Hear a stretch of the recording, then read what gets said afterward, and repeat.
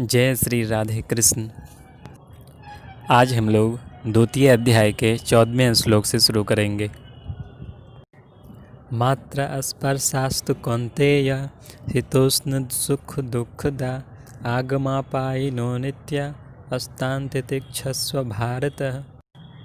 मात्र स्पर्शास्तु कौन्तेय, हे कुंती पुत्र, इंद्रिय विषय केवल शीतोष्ण सुख दुःखदा, गर्मी ठंडी सुख दुख देने वाला, आगमा पायनो नित्य, आना जाना क्षणिक, तान तितिक्षस्व भारत, उनको सहन करने का प्रयास करो हे भरतवंशी।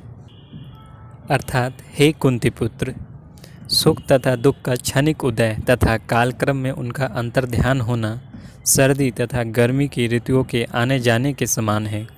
हे भरतवंशी, वे इंद्रिय बोध से उत्पन्न होते हैं और मनुष्य को चाहिए कि अविचल भाव से उनको सहन करना सीखे।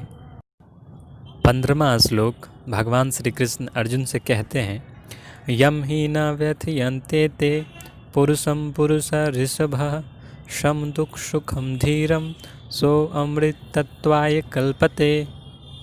अर्थात यम ही न व्यथयन्ति, निश्चित रूप से कभी नहीं व्यथित होता, एते पुरुषम पुरुष ऋषभः, वह पुरुष श्रेष्ठ है, सम दुख सुखम धीरम, वह धीर पुरुष अपरिवर्तनीय सुख दुख में, सो अमृत तत्वाय कल्पते, वह मुक्ति के लिए योग्य है। अर्थात हे पुरुष श्रेष्ठ अर्जुन, जो पुरुष सुख तथा दुख में विचलित नहीं होता और इन दोनों में समभाव रखता है, वह निश्चित रूप से मुक्ति के योग्य है।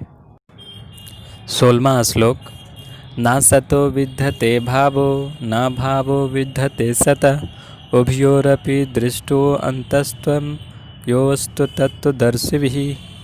अर्थात न असत विद्यते भावो, असत का कोई चिरस्थायित्व नहीं है, न अभावो विद्यते सतः, शाश्वत परिवर्तनशील नहीं है, उभयो अपि दृष्टवंत, दोनों का देखा गया है निष्कर्ष, तू निस्संदेह अन्यो तत्वदर्शी भी, तत्वदर्शियों द्वारा।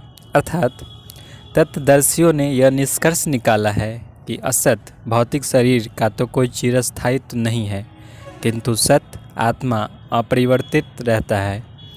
उन्होंने इन दोनों की प्रकृति के अध्ययन द्वारा यह निष्कर्ष निकाला है। 17वां श्लोक अविनाशी तो तद्विधि येन सर्वमिदं ततं विनाशम अव्ययस्यायस्य न कश्चित्तुं कर्तुमर्हति।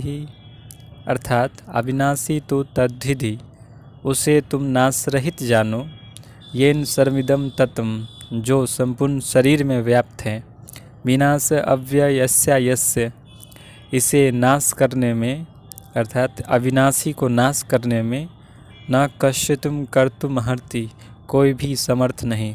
अर्थात जो सारे शरीर में व्याप्त है उसे ही तुम अविनाशी समझो, उस अव्यय आत्मा को नष्ट करने में कोई भी समर्थ नहीं है।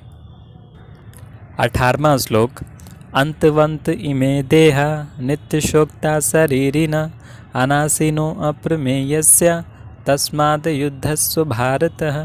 अर्थात अंतवंत इमे देहा, ये सब भौतिक शरीर नाशवान है, नित्य यस्य उक्ता शरीरिणा, नित्य स्वरूप कहे जाते देहधारी जीव का, अनाशिन, कभी नाश न होने वाला, अप्रमेयस्य, न मापा जा सकने वाला, तस्मात्, अतः, युद्धस्व भारत, हे भरतवंशी युद्ध करो।